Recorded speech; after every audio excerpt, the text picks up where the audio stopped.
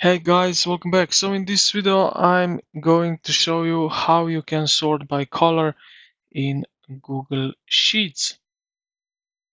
Now, step 1, highlight your data range. So click here at the rear, click the top left square to select the whole sheet, just like that. Now go to the top menu and click data and create a filter. Okay, you will see small green uh, pyramid icons appear in the header cells of your columns. Now sort by color, click the filter icon. Here you will see these three horizon lines. Hover over and now click on it. And now filter by color. And then,